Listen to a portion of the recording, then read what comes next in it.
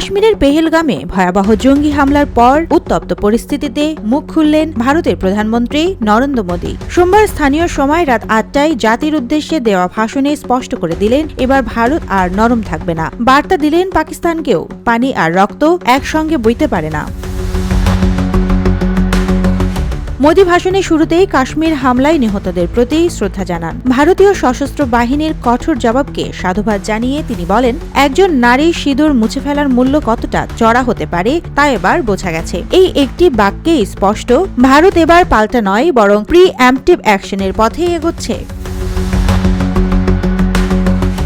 নরেন্দ্র মোদী ভাষণে পাকিস্তানকে সরাসরি হুঁশিয়ার করে বলেন, ভারত আর সন্ত্রাসবাদ সহ্য করবে না। পাকিস্তান যদি টিকে থাকতে চায় তাদের সন্ত্রাসের পরিকাঠামো একেবারে গুড়িয়ে দিতে হবে। তিনি এটাও বলেন, সন্ত্রাস আর সংলাপ একসঙ্গে চলতে পারে না, পানি আর রক্ত একসঙ্গে বইতে পারে না।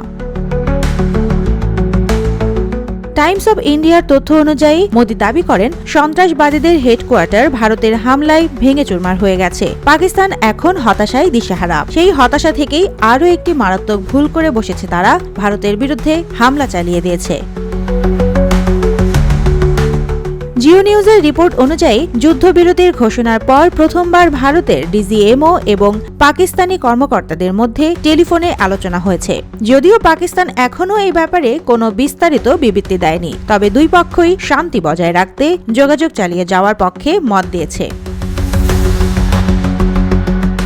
ভারত সরকার ইতিমধ্যেই উত্তরের সীমান্তবর্তী অঞ্চলগুলোর ৩২টি বিমানবন্দর খুলে দিয়েছে। ভারতের বেসামরিক বিমান পরিবহন মন্ত্রণালয় জানিয়েছে, ১৫ মে পর্যন্ত বন্ধ রাখা এসব বিমানবন্দর এখন উন্মুক্ত। তবে যাত্রীদের নির্দেশ দেওয়া হয়েছে যাত্রার আগে সংশ্লিষ্ট এয়ারলাইনের কাছ থেকে সর্বশেষ তথ্য নিতে। মোদী তার ভাষণে এমন এক ভারসাম্য রক্ষা করেছেন যেখানে যুদ্ধংদেহী মনোভাবের পাশাপাশি কূটনৈতিক সাবধানতা রয়েছে। তিনি আন্তর্জাতিক সমাজের উদ্দেশ্যেও বার্তা দিয়েছেন যে ভারত এখন আর প্রতিক্রিয়ার দেশ নয়, প্রয়োজনে আগাম পদক্ষেপ নিতেও পিছপা হবে না। সুবর্ণা মেহজাবিন, দেশকাল নিউজ।